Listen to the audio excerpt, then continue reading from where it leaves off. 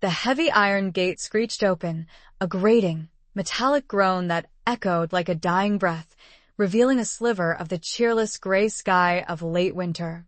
As I stepped outside, the raw, biting New York wind immediately assaulted me, seeping through the thin, worn fabric of my coat and sending shivers down my spine. 6 years. A stretch of time long enough to steal the vibrancy from a woman in her 20s, leaving behind only a hollow shell, a ghost adrift in the world of the living. I inhaled deeply, but there was no liberation, no sense of relief that others spoke of so freely. My chest felt heavy, burdened by the dank, desolate scent of prison walls, a smell that clung to me like a shroud. The person awaiting me by the gleaming black luxury sedan wasn't Michael, the husband who had once promised me the world before orchestrating my descent into this personal hell. Instead, it was David, his ever-faithful assistant.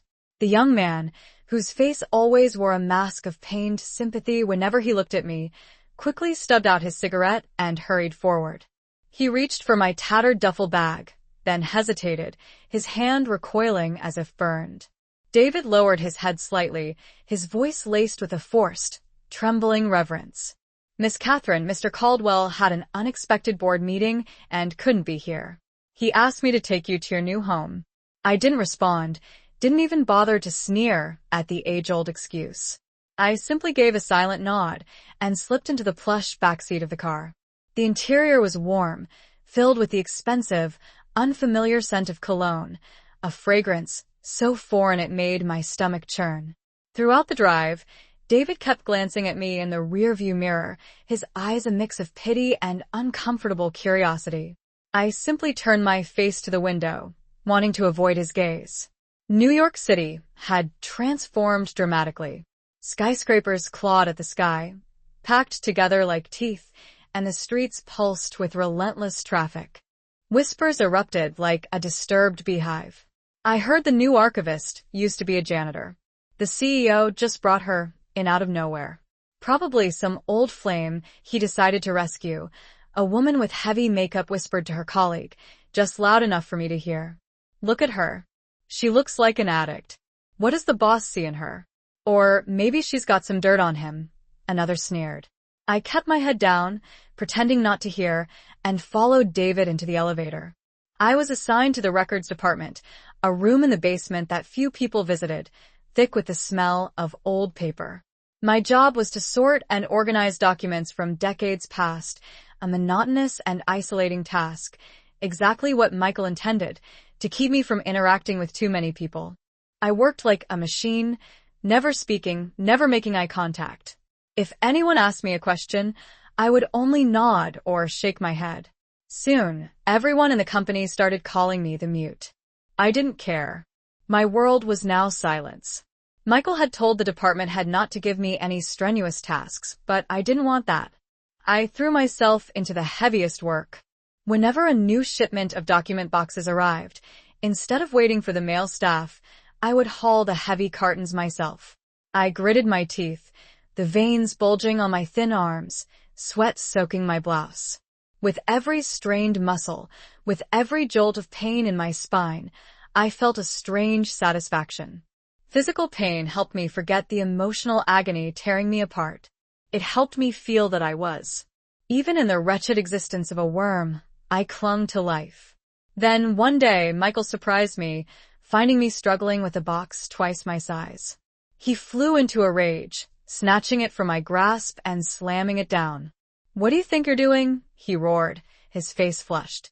"Did I hire you as a manual labor? Why won't you listen?" I stood there, breathless, sweat clinging to my hair. My 6 years of youth, my grandmother's life, my honor and dignity, all of it buried by his own stupidity and blindness. In the quiet hospital room, the only sounds were the steady beep of the heart monitor and the choked sobs of a man being torn apart by his conscience. Michael looked up at me, his eyes filled with despair. He knew that even if he died 1,000 deaths, he could never wash away this sin, could never give me back the whole life he had stolen. Michael didn't immediately expose Emily to the law. He decided that prison or death was too easy an escape. He wanted her to feel the pain of losing everything, piece by piece, just as she had done to me. A silent, ruthless campaign of retribution began, orchestrated by a man driven mad by regret. First, Michael targeted Emily's husband's company. Using his power and vast network, he systematically blocked their deals, cut off their funding, and leaked evidence of tax fraud, pushing the company to the brink of bankruptcy. Emily's husband, once a successful entrepreneur, was now drowning in debt and took his frustrations out on his wife. I heard from David that Emily was living in a constant state of fear, beaten by her husband and hunted by creditors, her beauty faded, her arrogance gone. Next, Michael purged his own company. The employees who had taunted me in the cafeteria, the security guards who had snickered as I hauled heavy boxes, all were fired on the spot without severance. He acted with swift, merciless precision, as if punishing others could quell the storm raging inside him. He also tried to compensate me with material things. He transferred an enormous sum of money into my account, signed over several prime properties to my name, and bought me the most expensive supplements and medicines. He hired the best psychologist from abroad to treat me. He stayed by my bedside day and night, feeding me spoonfuls of broth, gently cleaning my hands. But, to me, all of it was meaningless. Every deafening clap of thunder was the sound of a solitary confinement door slamming shut, trapping me in isolation. "No, please don't lock me in," I screamed, scrambling around the room in a blind panic, crashing into furniture and knocking things over. "I didn't do anything wrong. Let me out of here." Michael burst into the room and found me in the throes of a full-blown psychotic episode. He rushed to my side, desperately trying to hold me. "Katie, calm down. It's me, Michael. You're home now, you're safe." But I didn't recognize him. In my delirium, he was a cruel and unforgiving prison guard, come to inflict more torment upon me. I fought him wildly, scratching and clawing at him as he tried to hold me tighter, hoping to soothe me and bring me back to reality. I bit down hard on his shoulder, my teeth sinking deep into his flesh. The metallic taste of blood sent me into an even greater frenzy. Michael cried out in pain, but he didn't let go of me. He simply gritted his teeth, stroking my hair and whispering apologies. I bit him until I was completely exhausted and finally went limp in his arms, my tears soaking his shirt as I mumbled incoherently for my mother, for my grandmother. But not once did I call out his name. Michael held me, his heart being sliced to ribbons by my pain and suffering. He realized, with a crushing sense of despair, that in my broken world, he wasn't my husband, my lover, or my savior. He was my nightmare, a symbol of the trauma I had endured. He held me all night long, the blood from his wound drying on his clothes, a living statue of eternal regret. The next morning, the storm had finally passed. I woke up in my own bed. Michael was asleep in a chair beside me, his shirt stained with dried blood. The memory of the previous night flooded back, filling me with a sense of dread and despair. I looked at the wound on his shoulder without a shred of pity, only a bone-deep weariness. Everything felt slick, polished, and utterly alien, making me feel like an outcast, a relic forgotten by time. The car glided to a stop in front of a high-end condominium complex overlooking Central Park, prime real estate known to be the stomping ground of the city's elite. David was quick to get out and open my door, ushering me through a magnificent lobby to the elevator. I kept my head down, trying to shrink into my oversized, outdated clothes to avoid the scrutinizing gazes of the doormen and residents. When the elevator doors swung open onto the 25th floor penthouse, I was greeted by a vast, open space filled with luxurious furniture and state-of-the-art amenities. From the supple, imported leather sofa to the massive curved screen television, the opulence was suffocating. David set my bag down and pulled a thick envelope and a set of gleaming keys from a suit jacket. He placed them on the glass coffee table, his voice faltering slightly. "This is a black card with no spending limit, and these are the keys to the apartment. Mr. Caldwell said this is a small gesture to make amends. He said he feels the sentence was a bit harsh looking back. He wants you to have a comfortable life now that you're out." I stared at the keys on the glass table. The cold metal reflected the light from the crystal chandelier, stinging my eyes. Make amends? Was he trying to buy a clear conscience with money, or using this penthouse as an elaborate cage to silence a woman fresh out of prison? I picked up the keys, the cold metal seeping into my bony palm. I didn't scream, didn't throw them in David's face as a wrongly accused wife might. I simply lifted my head and looked directly at him, my deep, hollow eyes devoid of life. David flinched, taking a step back. It was the gaze of an animal wounded beyond all repair. No longer angry, just dead. My chapped lips parted, and I uttered each word slowly, my voice raspy but clear. Looking up at him, I felt strangely calm, devoid of fear or anger. I pulled out a small notepad, scribbled a few words, and offered it to him. I am a debtor. A debtor must work to repay her debt. Don't pity me. Your pity disgusts me. Michael's hand trembled as he took the note. His eyes burned, as if he wanted to devour me, before his shoulders slumped in defeat. He understood. I was using my own suffering to punish us both. He turned and walked away, his footsteps heavy with torment, leaving me alone in the cold warehouse. I bent to retrieve the box, continuing my silent, plodding work. Days bled into one another in the suffocating silence of the basement archive. I thought I could become an invisible ghost, lost among the dusty shelves, safe from the glittering, cruel world above. But that fragile hope shattered.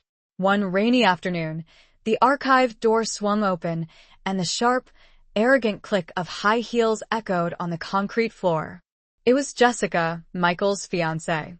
I'd seen her in magazines, the beautiful, elegant, and powerful daughter of a prominent politician. She wore a form-fitting designer dress and a fur wrap. Her overpowering perfume drowned out the musty scent of old paper. She stood there, radiant as a swan among ducklings, her sharp eyes scanning the shabby room before settling on me. I sat on the floor, sorting files, my hands stained with ink. I glanced up at her, then immediately returned to my work, acting as if she weren't there. My indifference seemed to enrage her. She strode closer, her heels clicking like tiny hammers against my eardrums, casting me in shadow. Her voice was sweet, but laced with scorn. I heard Michael hired a special new employee. So, it's you. Long time no see, Catherine. You look terrible. I remained silent, methodically stacking papers. I had learned a hard lesson in prison. Silence is the best shield. When you don't react, the bully gets bored. But Jessica wasn't like the prison thugs. I continued to exist like a ghost, going to the office out of habit, then sitting by the window at night, staring into the darkness. Money, houses, his belated care, nothing could stitch together my shattered soul. One afternoon, Michael entered my room and placed a glittering diamond jewelry box on the table. He knelt beside me and took my cold, bony hand. "Katie," he said, his voice strained. "I've dealt with them. Emily is paying for what she did. Do you feel any better?" I slowly turned my head, my empty eyes looking right through him into some distant void. A faint, bitter smile touched my lips. I pulled my hand from his. My voice was as light as a whisper. "Better? Whether she starves to death or gets beaten, will that bring back my 6 years? Will it bring my grandmother back to life? Is this revenge for me, Michael? Or are you merely trying to ease your own guilty conscience?" My words rendered him speechless.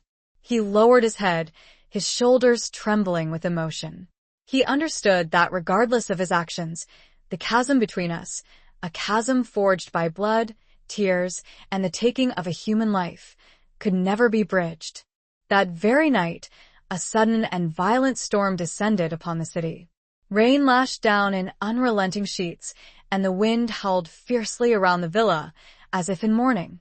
I sat perched on the windowsill, listlessly watching raindrops trace winding paths down the cold, unforgiving glass.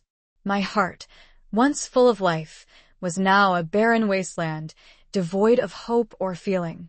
Michael hadn't been home in days.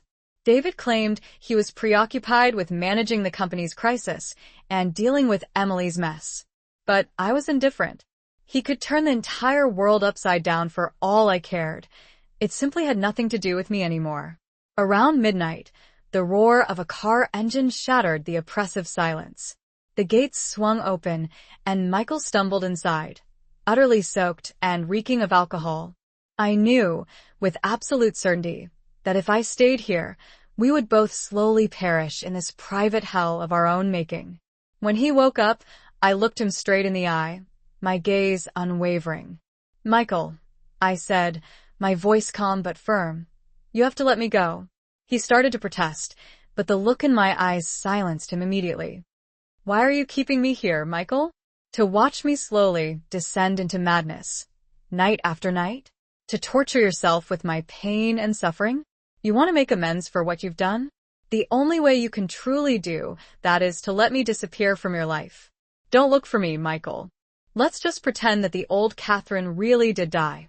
Please, just let me go find a quiet place to bury what's left of me."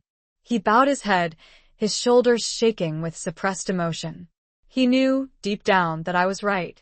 Keeping me here was selfish, an attempt to soothe his own guilty conscience, not an act of love or genuine concern for my happiness.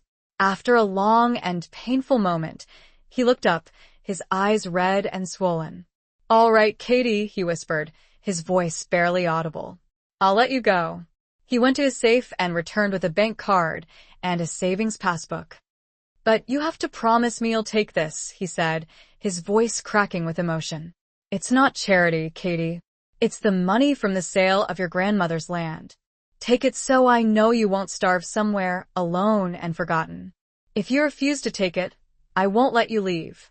I wanted to refuse, but his desperate, pleading eyes made me relent. I knew I would need money to get far away and start a new life.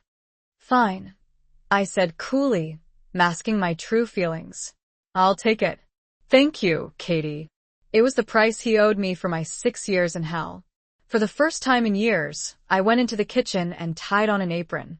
I cooked a simple meal, the kind of food we used to eat when we were poor but happy: fried eggs, sautéed greens, and rice. "Go back and tell Michael this for me. Catherine died in prison. A dead woman doesn't need a penthouse." David's face paled. He opened his mouth to respond, but his throat seemed to clench, strangling the words. I didn't wait for his reaction. I quietly picked up my ragged duffel bag, turned, and walked out the door, leaving him standing dumbstruck in the middle of the opulent apartment. As the elevator doors closed, I could see him still standing there, stunned and utterly bewildered. I walked to the edge of the Hudson River. The water was gray and choppy in the winter wind, small waves lapping against the stone embankment. The cold wind whipped against me, but I no longer felt it. My heart had frozen over long ago. I opened my hand, looked at the keys and the black card one last time, then flung them with all my might into the dark, churning water. They made a small splash and vanished, just like my life, just like my hope. All of it swallowed by the depths.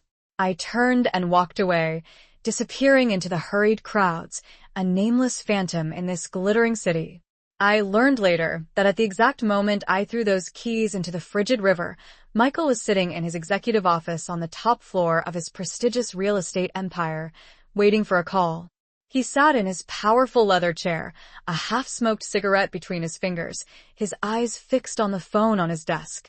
In his arrogant mind, he probably believed I would call, either to thank him profusely for his extravagant gift or to unleash 6 years of pent-up rage and curses. Either reaction would prove I still had feelings, that I was still human, and most importantly, that I was still under his control. But his waiting was met only with a chilling silence. The phone remained as lifeless as a brick. The office door burst open, and David walked in, his face drained of all color, beads of cold sweat on his forehead despite the warm office temperature. She was more venomous, more arrogant. Seeing my lack of response, she smirked. Holding a steaming cup of coffee, she pretended to stumble.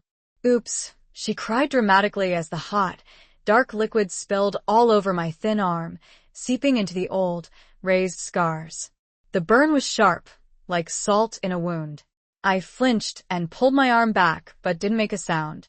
I looked up at her, my eyes empty and vacant. Jessica dabbed at her hand with a napkin, her voice dripping with contempt. "Oh, I'm so sorry. The floor is so dirty, I must have slipped. But I'm sure skin that tough won't blister, right? A convict's skin is thicker than a rhino's hide, after all." Without a word, I stood up and grabbed an old rag from the corner. I knelt and slowly wiped the coffee from the floor, my rag brushing against the toe of her expensive shoe when she didn't move. My submissiveness, so complete it bordered on defiance, stunned her. She expected tears, anger, a retort, but I treated her like nothing, a meaningless speck of dust. My silence became the sharpest weapon, a greater insult to her pride than any curse. Furious, Jessica stomped her foot, spun around, and stormed out, leaving me alone with the angry red burn on my arm that was already starting to swell. The next day at lunch, while everyone else headed to the cafeteria, I stayed behind as usual to eat the dry sandwich I had brought. But today, Michael appeared at the archive door, his tailored suit a stark contrast to the cramped space. His eyes flickered to the red mark on my arm, and he frowned slightly, but asked no questions. He just said curtly, "Come to the cafeteria. I won't have people saying I mistreat my employees." I was about to refuse, but his determined expression told me I had no choice. I followed him silently, keeping as much distance as possible. The company cafeteria was loud and bustling, and the thick smell of food made my stomach clench. Michael chose a table in a secluded corner. He didn't bother turning on the lights, blindly fumbling his way up the stairs in the darkness. When he finally pushed open my door, the faint glow from my bedside lamp illuminated his flushed face and bloodshot eyes. He stood there for a long moment, simply staring at me, before abruptly collapsing to his knees, his body hitting the wooden floor with a dull thud. This proud, powerful man, who commanded the business world with such ease, was now kneeling before me, a broken and pathetic mess. He buried his face in his hands, his shoulders convulsing as racking sobs escaped his chest. "Katie, I was wrong. So terribly wrong. Please hit me. Kill me if you must. Just please, don't look at me like that anymore." I remained motionless, making no move to offer him any comfort or assistance. I watched him cry, watched him beat his own chest in a display of self-flagellation. My heart was like a solid block of ice, impervious to feeling. I felt no satisfaction, no pity whatsoever for my former husband. The truth had come far too late, so late that it had lost all meaning and significance. Michael finally looked up, his face a swollen and tear-streaked mess. He crawled on his knees toward me, reaching out to grasp my hand. I recoiled, pulling away, my gaze as sharp and cutting as a shard of broken glass.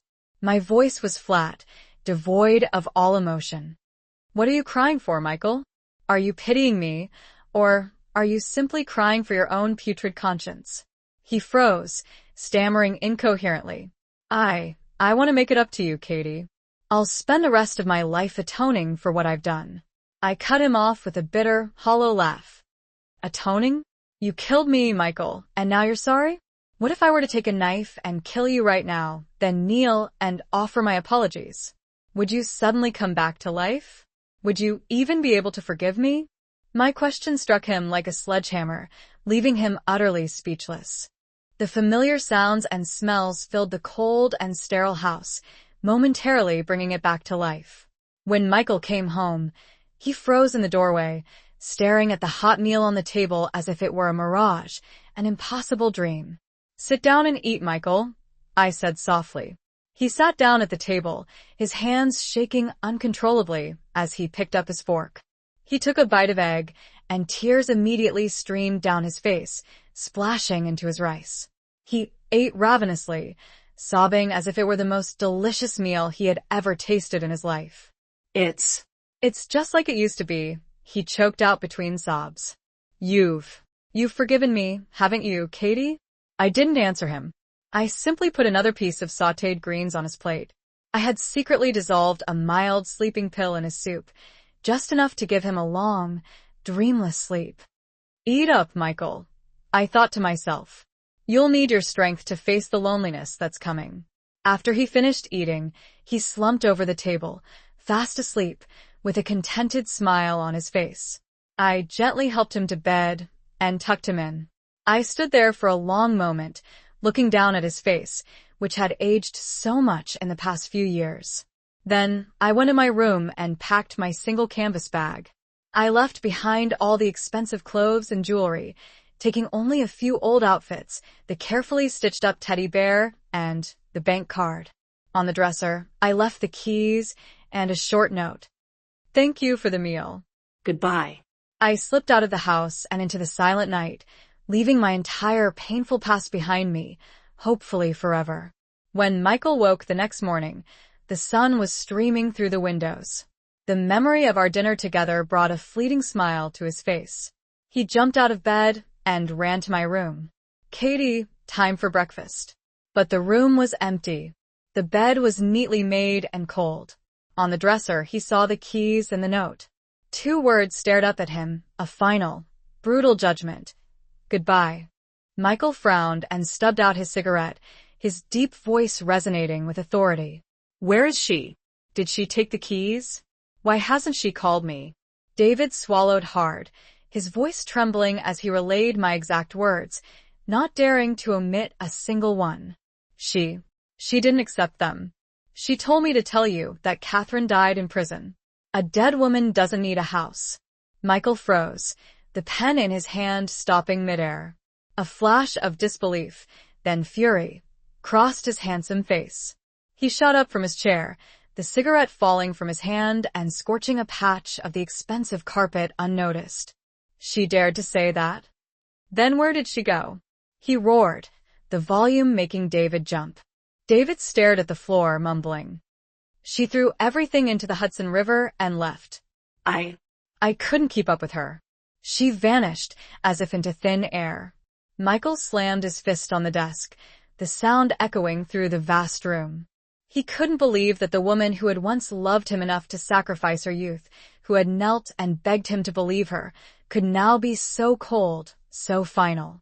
His pride, the pride of a successful man, was deeply wounded. He immediately ordered his men to find me. But I was like a grain of sand lost in a vast ocean, leaving no trace behind. My disappearance became a sharp thorn in Michael's side, planting a seed of unease within him, a vague anxiety he couldn't quite name. He started to have his people investigate what had truly happened to me during my last 2 years in prison, the period when his visitation rights had been revoked, and he had completely lost contact with me. A few days later, a thick medical file was placed on his desk. The dry, clinical words inside were like knives twisting in his soul. Michael's hands trembled as he turned each page. He had always thought my suicide attempt 2 years prior was a sign of weakness, a desperate ploy to win his pity. He got me a tray laden with meat, fish, and most notably, a steaming bowl of rich beef stew. Eat, Michael said, pushing the tray toward me. His tone was a command, but there was a hint of expectation in it. You're too thin. You need to get your strength back. I looked at the greasy stew, the chunks of meat swimming in the thick, oily broth. The heavy smell of beef hit me, awakening the most horrific memories from prison, memories I had tried to bury deep. I had once been forced by my cellmates to eat leftover slop mixed with dish soap and filth from the toilets. They called it stew and made me swallow every last bite or face a savage beating. That rancid, sour smell haunted my nightmares, and my body had developed a visceral rejection of rich, oily foods. I covered my mouth as a wave of nausea rose in my throat. My face turned pale, and a cold sweat broke out. I shook my head violently, pushing the tray away. Seeing this, Michael's face darkened. He thought I was being difficult, intentionally defying his gesture of kindness. He slammed his hand on the table. Eat it now. Are you trying to starve yourself to death just to spite me? I won't allow it. His shout made everyone turn and stare. I panicked, my hands and feet trembling. Michael picked up a spoon, scooped up a piece of meat and broth, and pushed it toward my mouth, trying to force me to open it. The smell of the meat right under my nose was the final straw. I couldn't hold it back any longer. I violently slapped his hand away and began to vomit uncontrollably right there at the table. The acidic bile from my stomach spewed onto the floor, onto Michael's clothes. I heaved until I was empty, my body convulsing in pain. Michael was frozen, the spoon clattering to the floor. David rushed over and whispered something in his ear about the eating disorder the doctor had warned him about. Michael's expression shifted from anger to horror, then to profound regret. He simply stared at me, his mouth agape, unable to form a single word. He finally understood, on some fundamental level, that this wasn't just a lover's quarrel, a temporary disagreement. This was the abyss between the living and the dead, an uncrossable divide. Even though I was sitting right here in flesh and blood, my soul, my capacity for love, had died 6 years ago on that fateful day in court. Michael collapsed onto the floor, his anguished cries echoing in the large room, a sound more mournful and desolate than the raging storm outside. After that drunken, emotionally charged night, Michael underwent a profound transformation. He became increasingly withdrawn at work, but in my presence, he was timid and fearful, constantly walking on eggshells. He brought home a thick file and threw it onto the coffee table in front of his mother. It contained all the damning evidence of Emily's elaborate deception, including recordings of the fraudulent doctor's confession and irrefutable financial records. Mrs. Caldwell's hands trembled violently as she read through the documents, her face turning from a healthy pink to a deathly white. She simply couldn't believe that the woman she had so adored, the one she had so desperately wanted as a daughter-in-law, was such a venomous and treacherous snake. Even more horrifying was the sudden realization that her own prejudice and blinding bias had played a significant role in pushing her son's life into utter tragedy and driving my own life into the depths of hell. The shock was simply too much for her system to bear. Mrs. Caldwell suffered a massive stroke, collapsing onto the sofa, the side of her face drooping grotesquely as she desperately tried to speak. An ambulance was immediately called, rushing her to the intensive care unit of the nearest hospital. Michael called me, his voice weary and pleading. "My mother had a stroke, Katie. She's in the ICU. Could you come see her for just a minute? She's asking for you." "No, Katie, no," he roared, crumpling the note in his fist. He frantically searched the house and the grounds, but I was gone. This time, I was smarter.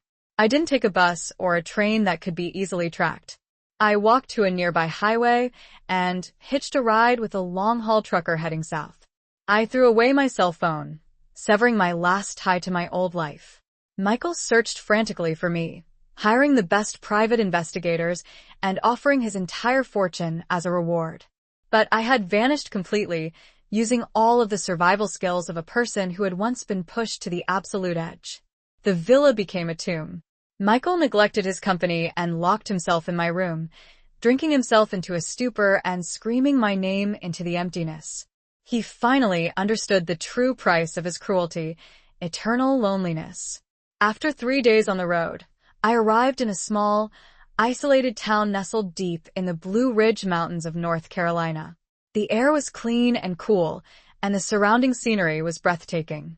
I rented a tiny wooden cabin in the middle of a sprawling coffee farm and started a new life under the assumed name of Grace. I worked as a farm hand, a grueling job that lasted from dawn till dusk.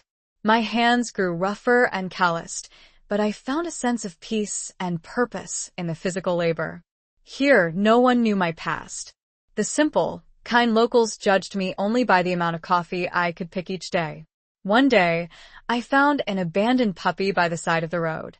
I took him home and named him Freedom. For the first time in years, I slept through the entire night without nightmares. The pain was still there, a lingering scar that ached when the weather changed, but it no longer bled or consumed me. I was finally learning to live with it. 2 years passed. Michael had managed to pull himself together and had thrown himself back into his work, making his company even more successful than ever before. But the raw truth laid bare in the file was 100,000 times more brutal than anything he could have imagined. It turned out I hadn't wanted to die over a broken heart. I had been cornered and beaten by a gang of inmates in the showers. They not only brutalized me, but also stole the only memento I had of my grandmother, a small antique locket I cherished more than my life. In that moment of utter despair, cornered and robbed of my last shred of hope, I had snapped. I lunged at them, biting and clawing like a feral animal. I sank my teeth into the ringleader's ear, tearing off a bloody piece of flesh. The horrific brawl landed me in solitary confinement for a month. No light, no human contact, only suffocating darkness and loneliness. It was during that hellish period that my spirit completely shattered. I descended into a severe depression, developed post-traumatic stress disorder, and gradually lost the ability to speak. Michael dropped the file. He collapsed into his chair, his eyes staring blankly into space. For the first time in 6 years, a cold fear crept into every cell of his body. He realized that the wife he had always considered weak and submissive had truly died on that fateful night. What had returned was merely an empty vessel carrying psychological wounds that could never be healed. And the one who had caused all of it was none other than himself. The man who had mercilessly thrown me into a lion's den because he had believed the lies of his mistress. Michael clutched his head in the vast, cold, luxurious office. His ragged breath sounded like a lament for a love he had destroyed with his own hands. 6 months passed since I had thrown the keys into the river. My life was like a dry leaf, swept by the wind into the darkest corners of the city. I didn't dare use my real name or take any job that required an ID, always haunted by the fear that Michael would find me. He reached out to help me up, his voice trembling. "Katie, I didn't know." I pushed his hand away and staggered to my feet, wiping my mouth with my sleeve. I looked at him with bloodshot, exhausted eyes.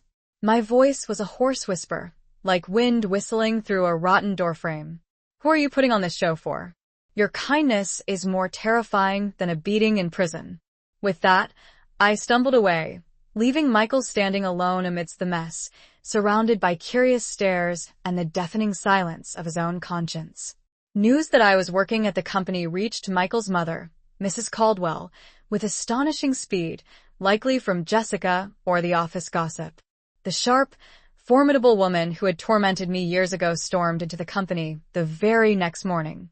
She didn't go to the CEO's office. She marched straight down to the basement archive, ready for a fight. The door was thrown open with violent force.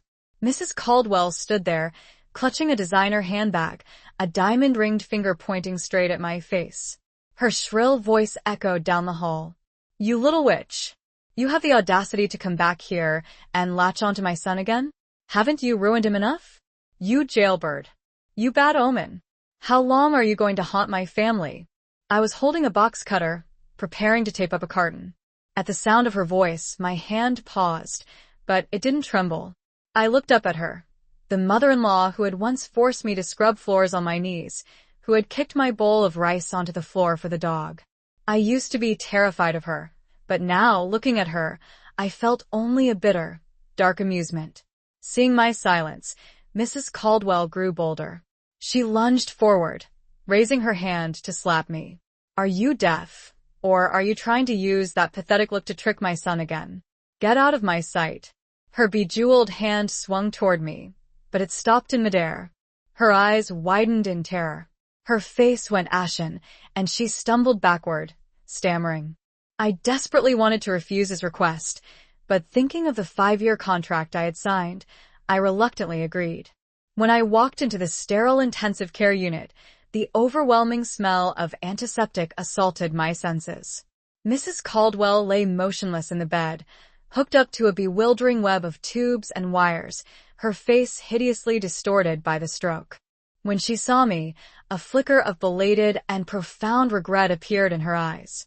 She feebly tried to move her one good arm, reaching it out weakly toward me, her mouth working in a desperate attempt to form coherent words that came out only as garbled, unintelligible sounds.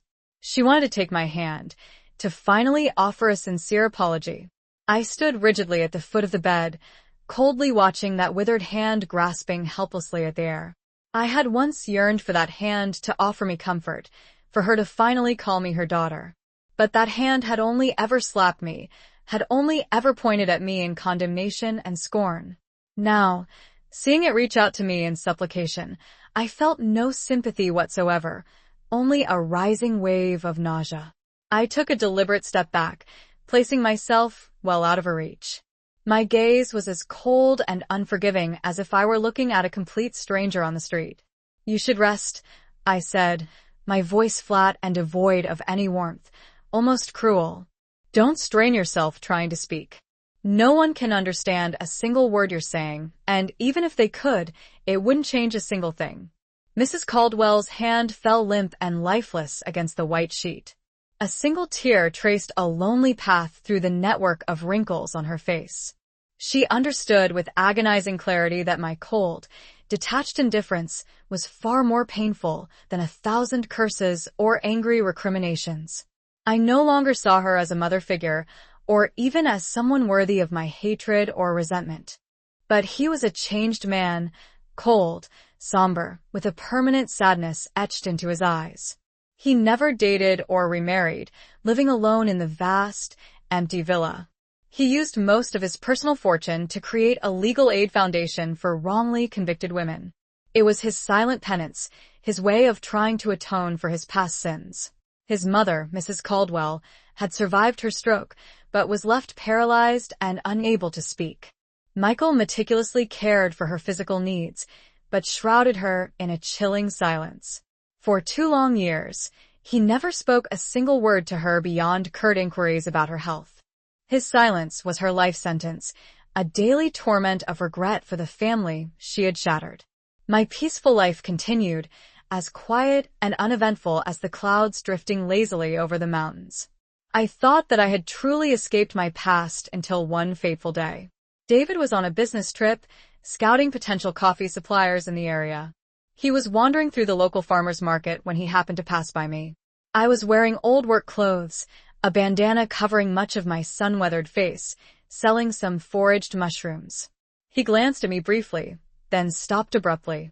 Something about my posture, or perhaps the scarred, bony hands arranging the mushrooms, caught his attention.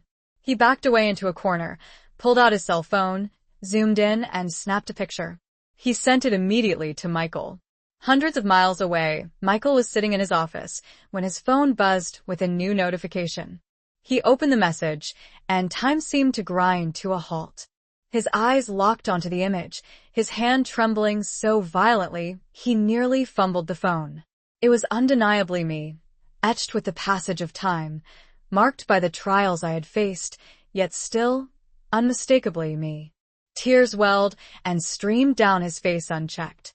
Abruptly, he canceled all his appointments, fled his office, and embarked on a relentless, all-night drive, fueled by a singular purpose. I lived in a damp, squalid room in a tenement building, collecting cans and bottles during the day, and taking odd cleaning jobs at construction sites or office buildings at night. Anything to earn enough for a pack of instant noodles to get through the day. Today, I'd been hired to clean a newly constructed office building still in its raw phase. The developer was scheduled for an inspection, so the foreman was pushing us to scrub the main lobby spotless. I pulled on a pair of oversized, paint-splattered coveralls and a beanie that covered half of my gaunt face and my hair, which I'd chopped short like a man's.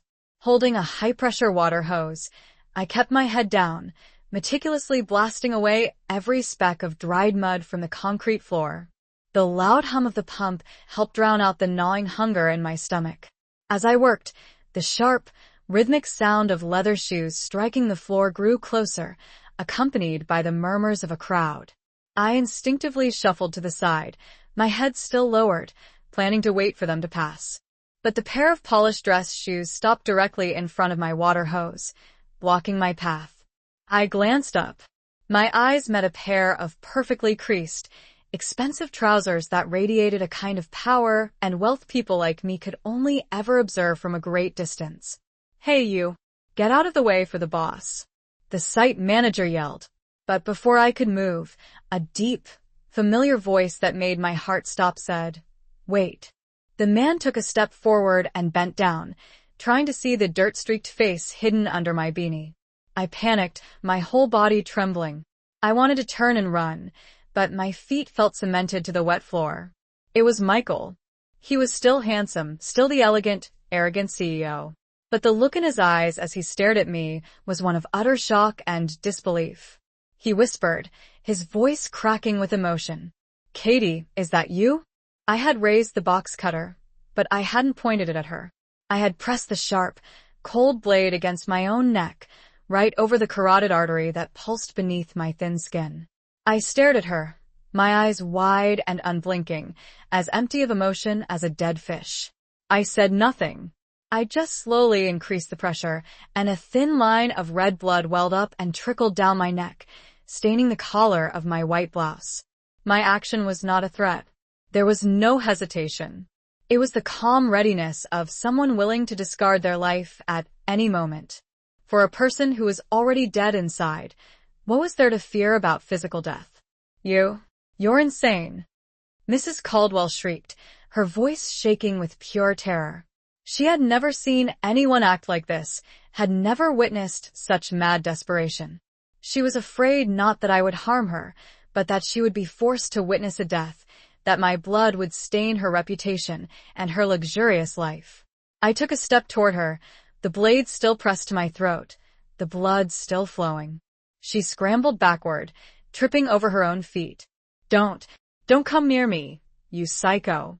I'm leaving right now."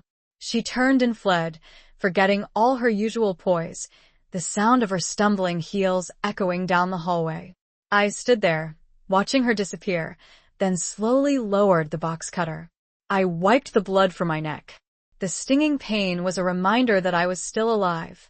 But this life, why was it so exhausting, so meaningless? At the end of the year, the company held a lavish gala at a 5-star hotel. Michael insisted I attend, claiming it was mandatory for all employees. That afternoon, a large gift box was delivered to the archive. Inside was a stunning evening gown of emerald green silk with a daring open back and sparkling beadwork. A short note from Michael was tucked inside. *, wear this tonight. I simply turned and walked out of the room, leaving behind the steady, rhythmic beeping of the machines and the silent, all-consuming remorse of a cruel and vindictive woman. Michael's dramatic change in behavior, canceling appointments, neglecting wedding plans, and dedicating all of his time and attention to my recovery, drove Jessica absolutely insane. The inflated pride of the pampered heiress was deeply wounded. She simply couldn't accept the prospect of losing to a broken ex-convict like me. Too afraid to confront Michael directly, she chose the most cowardly and underhanded path imaginable. She decided to come after me. I was working late one evening. The winter sun had set early, casting long, ominous shadows, and the road from the bus stop to the villa was completely deserted. As I was walking, a motorcycle with 3 menacing men on it suddenly swerved in front of me, blocking my path. They were large and heavily tattooed, each carrying an iron pipe. Without uttering a single word, they descended on me like a pack of hungry wolves closing in on their prey. Let's see how she seduces anyone now. Then, the apparent leader yelled, swinging a pipe with full force against my back. A blinding, searing pain shot through my entire body. But I didn't scream or beg for mercy. 6 long years spent in prison, enduring beatings far worse than this, had taught me one invaluable lesson. If you don't fight back with every ounce of strength you possess, you will die. My survival instinct kicked in immediately, overpowering my fear. I grabbed a broken brick from the sidewalk, my eyes turning wild and bloodshot, resembling the look of a cornered wolf. When the second man lunged forward to grab my hair, I didn't retreat even an inch. Instead, I charged forward with reckless abandon and smashed the brick into his head with every bit of strength I could muster. He howled in agony as blood gushed freely from the wound. He reached my town as dusk began to settle, abandoning his car at the foot of the hill.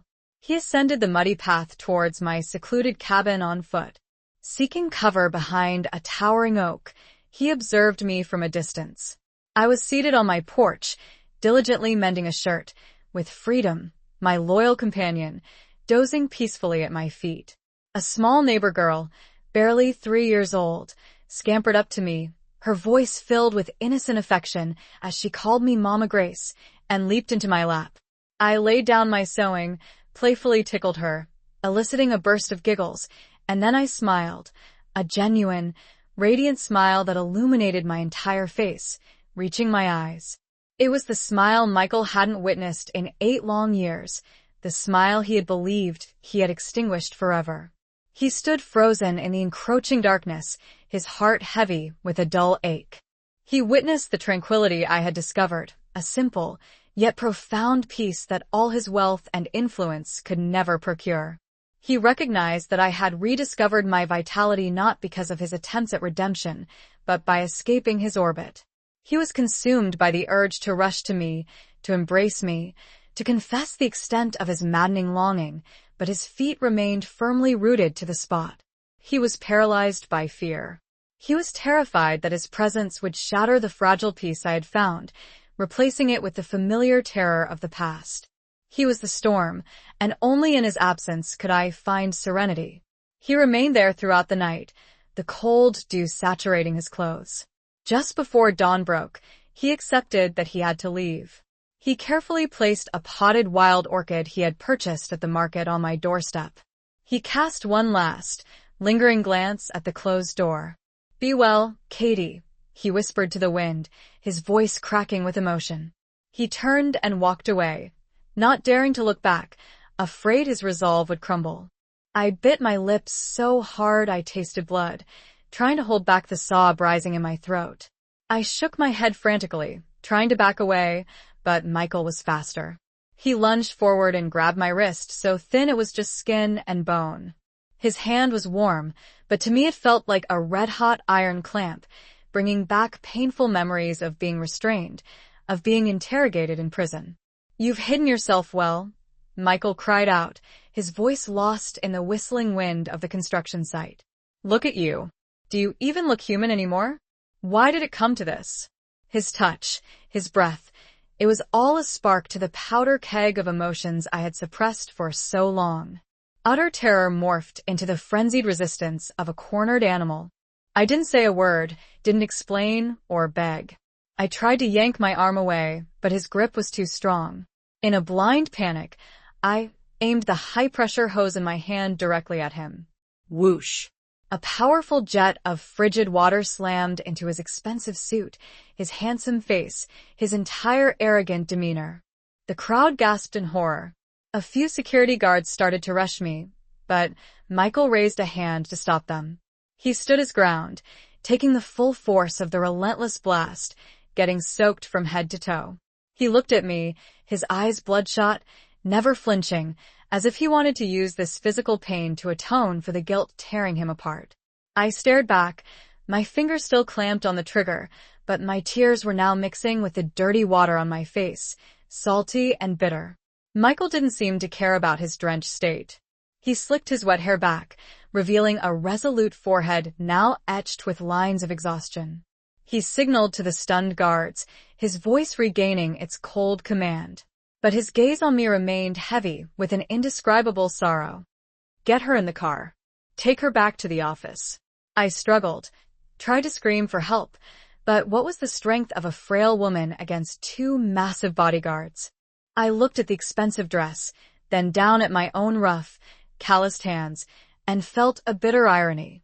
This dress was meant for a pampered socialite with flawless skin, not for a scarred ex-convict like me. But I knew I couldn't refuse Michael. I was just a puppet on his strings. In the cramped employee locker room, I changed out of my drab uniform. I stood before the mirror and looked at my naked body. I was painfully thin, my skin pale, but the worst part was my back. It was a horrifying tapestry of scars. They crisscrossed each other, thick, raised welts of different sizes and shapes, a map of my pain.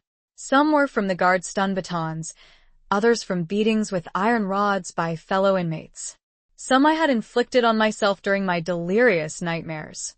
They were grotesque centipedes crawling all over my skin, the permanent brand of my 6 years in hell. I trembled as I slipped on the gown. The cool silk sliding over my scarred skin made me shudder. The open back exposed all of my ugliness and ruin. Just as I was fumbling with the side zipper, the door to the locker room was pushed open. Michael walked in. "Are you ready?" The car is... He stopped, his words catching in his throat as he saw my reflection in the mirror. He froze, his eyes widening, his pupils constricting in horror.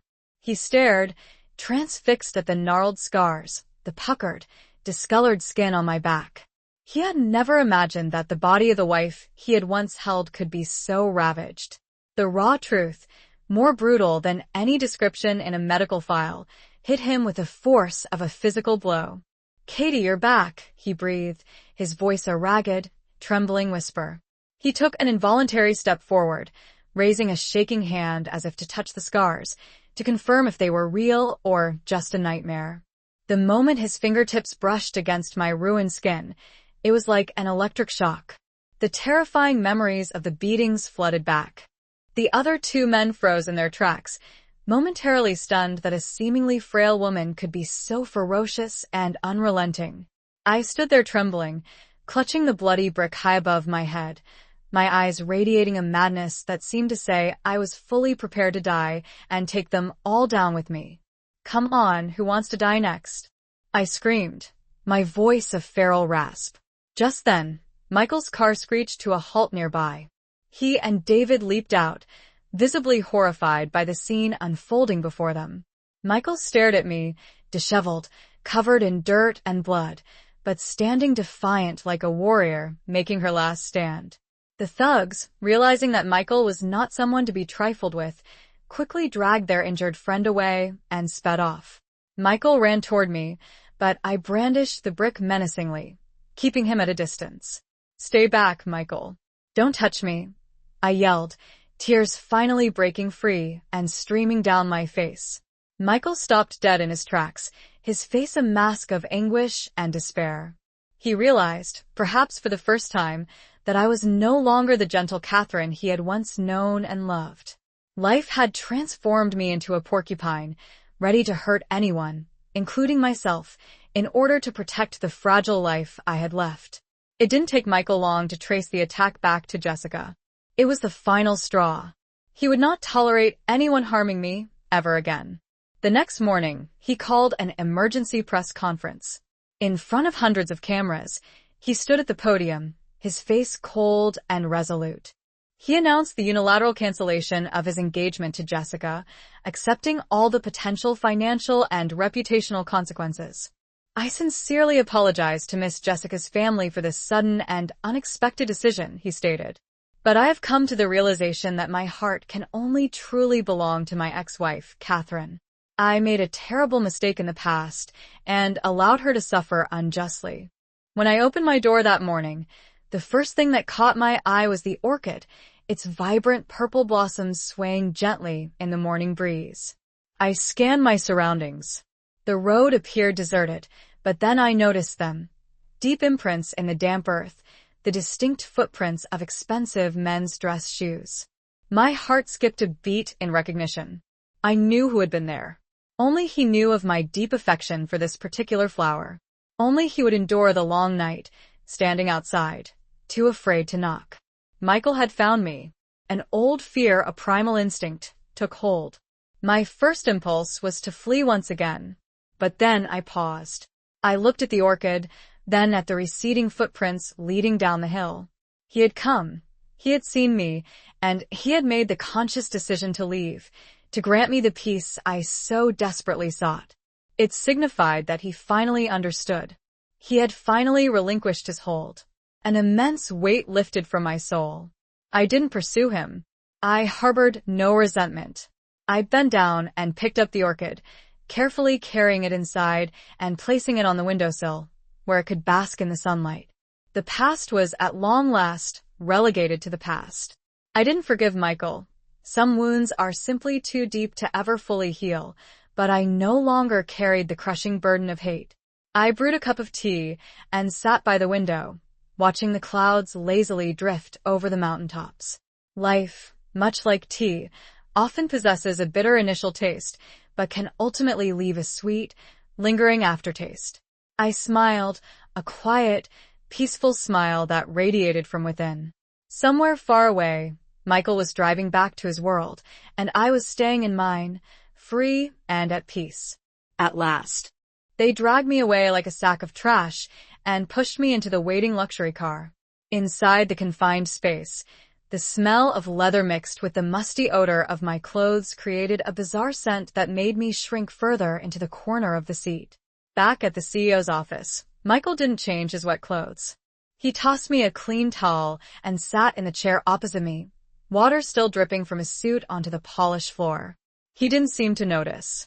He studied me with a look of helplessness, then pushed a thick file across the desk toward me. I glanced at the cover. Proposal for the East Hampton Ecological Resort Project, accompanied by a map of a familiar coastal area.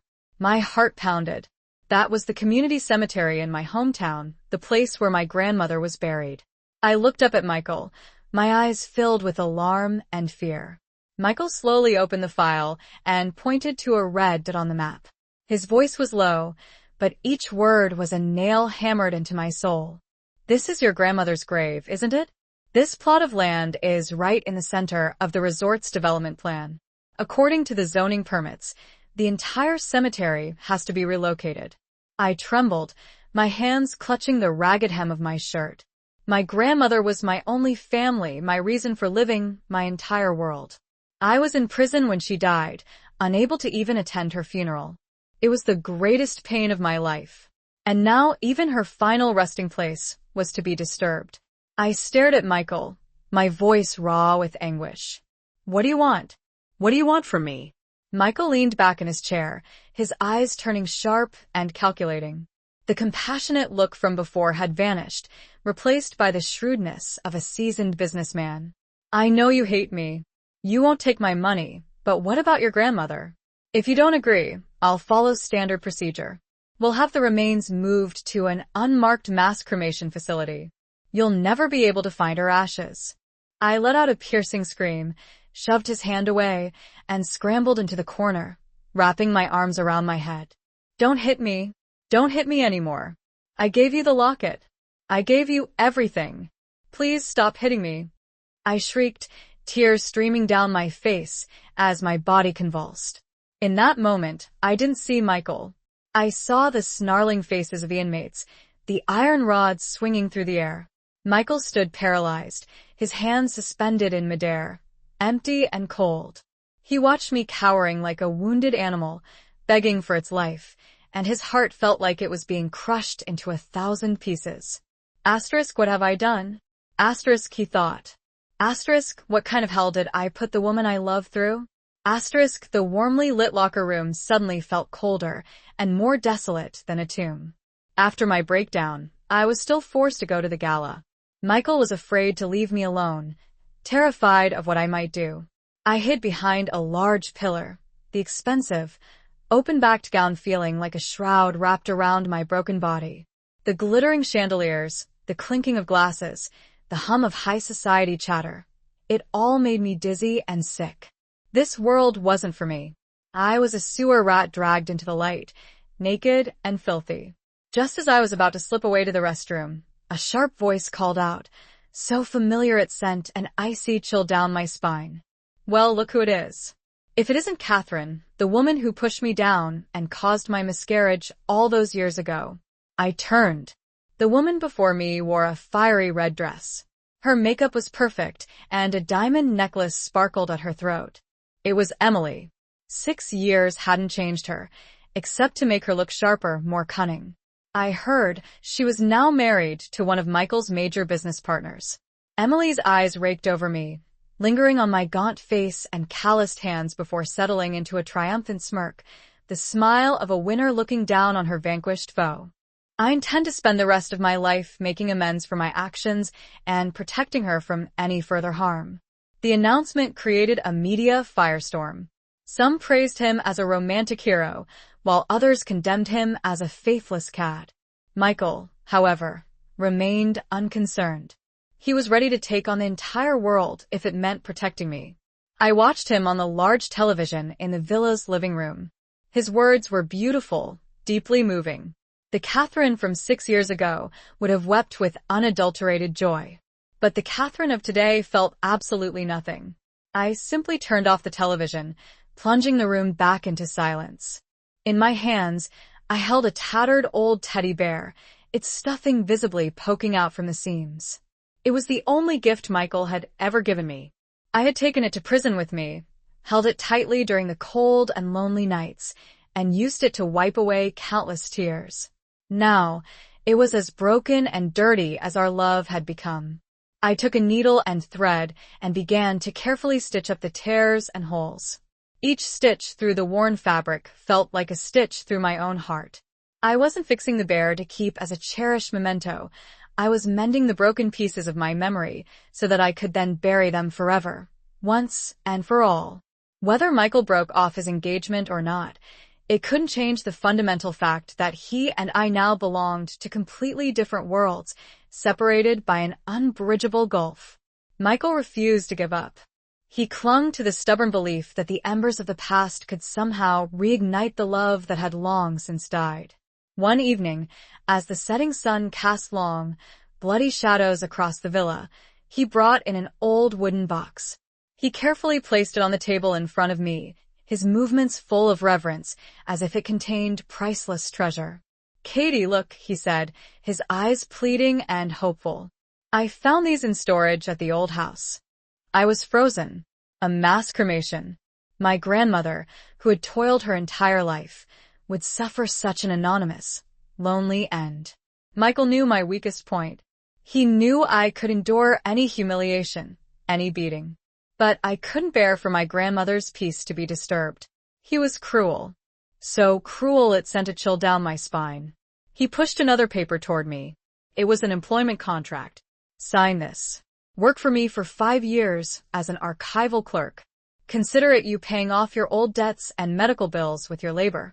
In return, I'll ensure your grandmother's grave remains untouched. I'll even have it properly maintained and landscaped.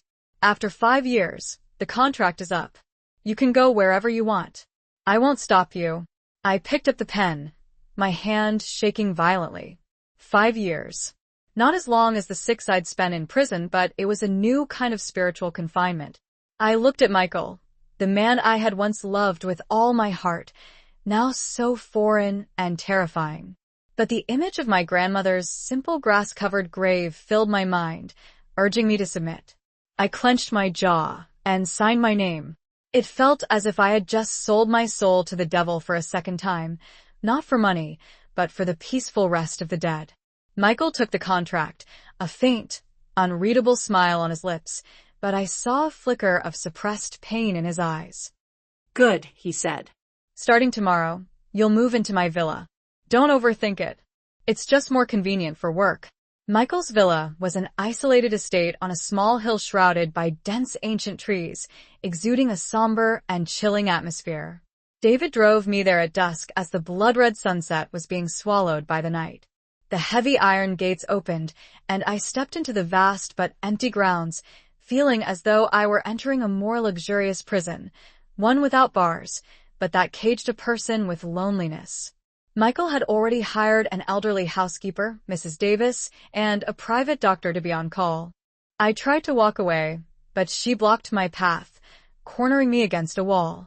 Under the cover of the loud music, she whispered in my ear, her breath thick with the smell of wine. "What's the matter? Surprised to see me? Or are you just regretting those 6 wasted years in prison for nothing?" I lifted my head and met her gaze, my eyes hollow and empty. This seemed to amuse her even more. She leaned in closer, her voice dropping to a conspiratorial, venomous whisper. "Let me tell you a little secret. I was never pregnant. That pool of blood, it was a vial of theatrical blood I bought at a costume shop. Tucked it right inside my dress." My ears roared. The world went silent, except for Emily's soft, cruel laughter echoing in my head. Asterisk theatrical blood. Asterisk for a cheap prop. I had lost 6 years of my life, lost my grandmother, lost my very humanity. I stared at her beautiful face, now twisted with malice. It felt like a knife had been plunged into my chest, stealing the air from my lungs. I didn't lunge at her, didn't scream curses as she might have expected. My mind was filled with images of my solitary confinement, of the unjust beatings, of my grandmother's lonely grave. The pain was too immense to direct outward. Instead, it turned inward, a blade pointed at my own heart. I felt disgusted by this world of lies and disgusted by my own foolishness. I stumbled backward, bumping into the marble countertop of the restroom.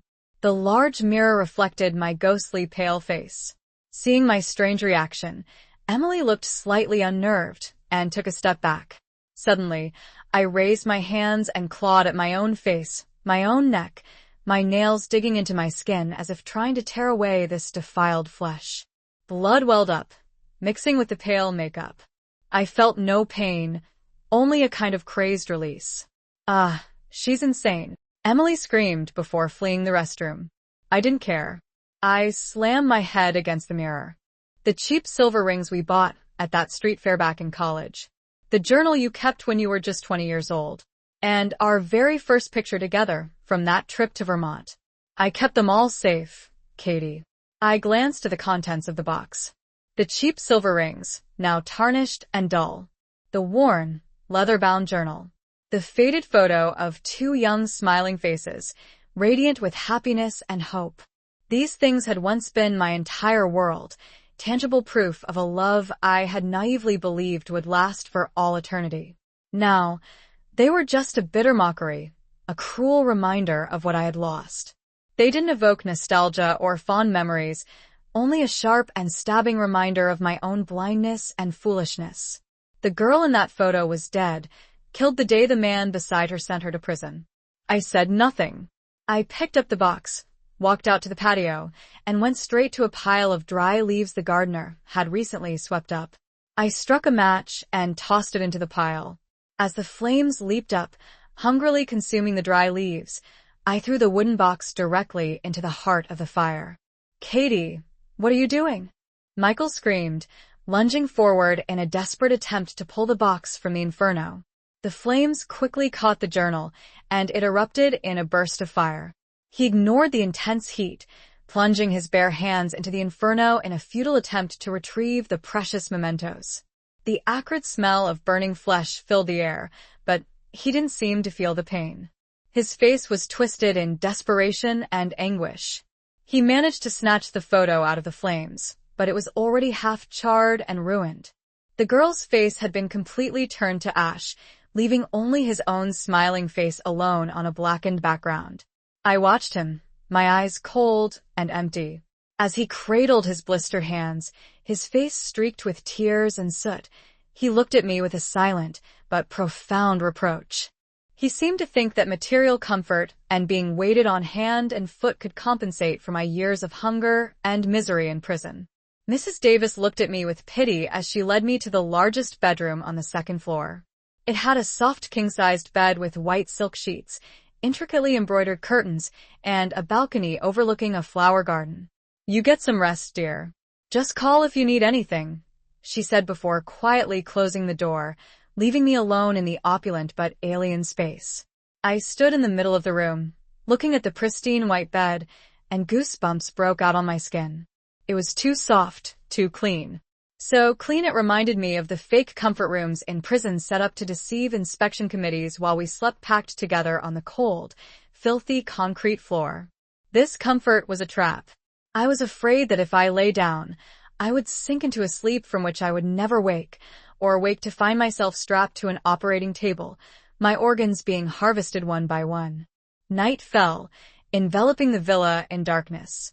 The silence was so profound that the chirping of crickets outside sounded deafening. I didn't dare turn off the lights, leaving the room glaringly bright. I didn't dare climb onto the bed. Instead, I pulled a thin blanket onto the hard wooden floor in the corner nearest the door. Only here, with my back pressed against the unyielding surface, did I feel a fragile sense of security. It was a feeling reminiscent of my nights huddled in the solitary confinement cell, a place whose memory was seared into my soul. I curled up like a shrimp, my arms wrapped tightly around my head, trying to lull myself to sleep. But as soon as I closed my eyes, the horrific nightmares returned. I saw the inmates surrounding me, saw the blood, saw my grandmother's locket being smashed to pieces. I screamed, but no one heard. I saw Michael watching me coldly before turning his back and walking away. It shattered with a loud crack, sharp shards tearing into my forehead.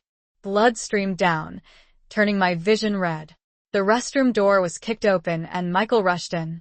He froze at the sight of me, slumped on the floor amidst glass and blood, my face a mess, a shard of mirror in my hand, poised to slice my wrist.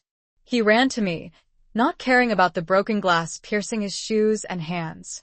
He wrapped his arms around me, his voice cracking with terror. "Katie, stop. What are you doing?" "Stop it." I thrashed in his arms. The strength of a mad woman made him struggle to hold me. I screamed, a gut-wrenching sound that was not human, but the cry of a dying animal. "I didn't kill anyone. I didn't push her. Give her back her baby. Just don't lock me in the dark again. Grandma, help me." Michael swept me into his arms and ran, ignoring the horrified stares of the gala guests. My blood soaked his white shirt, hot and metallic. In my delirium, I clutched at his shirt, my nails digging into his skin, my eyes rolling back in their sockets. Michael ran and wept, the powerful man's tears mingling with the blood on my face. Hearing my delirious words, he began to dimly realize that a horrifying truth had been buried for 6 long years. I woke up in a sterile white room that reeked of antiseptic. My arms and legs were strapped to the bed to prevent me from harming myself. A doctor stood nearby, shaking his head wearily as he spoke to Michael. "The patient is suffering from severe depression and acute psychosis. She exhibits strong self-destructive tendencies. The wounds on her body indicate this is not the first time." Michael leaned against the wall in the corner, his face looking 10 years older overnight. He looked at my still form on the bed, then turned as David entered with a file. David didn't dare meet his eyes. He placed the file on a table, his voice shaking. "Mister." I simply said, "What are you trying to save, Michael? Why are you so desperately holding on to this garbage? Stop trying to find the old Catherine, because she died the day you testified against her in court. The person standing in front of you now is just an empty shell, a husk that bears her name." My words were like a bucket of ice water, instantly extinguishing the last flickering ember of hope within him. He sank to his knees beside the dying fire, clutching the burnt photograph tightly to his chest, and began to sob like a lost and abandoned child. With the irrefutable evidence that Michael had painstakingly gathered, Emily's day of reckoning finally arrived. She was indicted on multiple serious charges: fraud, forgery, and perjury. On the day of her arrest, Michael deliberately drove me past her luxury apartment building. He slowed the car and rolled down the window so that I could see what was happening. Emily was being led out of the building by 2 female officers. Her delicate hands, once accustomed to holding champagne flutes and diamond bracelets, were now bound by cold steel handcuffs. Her hair was a mess, and her face was pale and haggard without makeup. She was wearing only a rumpled bathrobe, a pathetic attempt to cling to her last shred of dignity. She screamed and cursed, a desperate attempt to deflect the shame and humiliation. A crowd of onlookers pointed and filmed with their cell phones, their contemptuous stares mirroring the ones I had been forced to endure 6 long years ago. Michael glanced at me, searching for a sign of triumph or perhaps even joy. "How do you feel, Katie?" he asked softly. "She's finally paying the price for what she did. Do you feel any sense of relief, now that justice has been served?" I watched as Emily was shoved roughly into the back of the police van, the metal door slamming shut, imprisoning her in the same dark world I had just recently escaped. I jolted awake, drenched in sweat, my heart hammering against my ribs. I scrambled up, pressing myself into the corner of the wall, muttering nonsensical words as tears streamed down my face. Outside, on his own balcony, Michael stood silently, the ember of his cigarette glowing in the darkness. He was staring at a tablet displaying the feed from the security camera in my room. He saw me sleeping on the floor, saw me twitching and thrashing in my sleep, saw me sobbing and begging an invisible tormentor for mercy. A sharp pain seized his heart. For the first time in his life, this powerful man who could command storms felt fear. He was afraid of my brokenness, afraid of the ghost of the past that he had helped create, now gnawing away at what little life I had left. He wanted to run to me, to hold me, to apologize, but his feet felt like they were cast in lead. He knew his presence right now would only send me into a deeper panic. The next morning, David drove me to the corporate headquarters to start my new job. I wore the office uniform Michael had prepared, a white blouse and a black skirt, but on my emaciated frame, it hung like clothes on a scarecrow. As I entered the grand lobby, I felt dozens of eyes on me. "Caldwell, as you instructed, I had our team investigate all of Miss Emily's medical records from 6 years ago. The results are what you suspected." Michael lunged for the file, ripping through the pages with trembling hands. The words, the official stamps, the witness statements, they all slowly came together, painting a picture of brutal truth. The doctor who had signed the miscarriage certificate was Emily's distant cousin, who had received a large sum of money to falsify the documents. The ultrasound image was also a fake, taken from another patient. It had all been a perfectly orchestrated play. There was no baby. There was no crime. There was only an innocent wife sent to prison by her own husband for 6 years to suffer untold torments. Michael dropped the file, the papers scattered across the floor like mournful white butterflies. He staggered backward and collapsed to his knees on the cold tile. "What have I done? Oh God, what have I done?" He clutched his head, his fingers tangling in his messy hair. He began to laugh, a wild, broken sound full of agony. He had personally destroyed the woman who loved him most in the world, all to protect a viper. I thought that I would be happy, that I would laugh in my enemy's face. But strangely, all I felt was a vast, cold emptiness. This revenge brought me no victory, no sense of closure. It was just a belated end to a long, drawn-out tragedy. I leaned my head against the cool window, watching the light rain fall. Happy? Whether she's in prison or dead, my 6 years won't come back, I said quietly. The scars on my back won't magically disappear. My grandmother won't be resurrected to have one last meal with me. Do you really think her imprisonment is some kind of gift for me? No, Michael, it's just the punishment she deserves. It has absolutely nothing to do with my pain. Michael remained silent, his hands gripping the steering wheel so tightly that his knuckles turned white. He understood, finally, that while justice could indeed be served, the deep wounds of the soul could never truly be healed by any court of law. That night, the storm returned with a vengeance. Thunder shook the villa to its very foundations, and lightning violently split the sky. The chaotic and violent noises awakened the monster of fear that lay dormant deep within my subconscious. Every flash of lightning was the blinding beam of a guard's flashlight piercing through the darkness, searing into my eyes.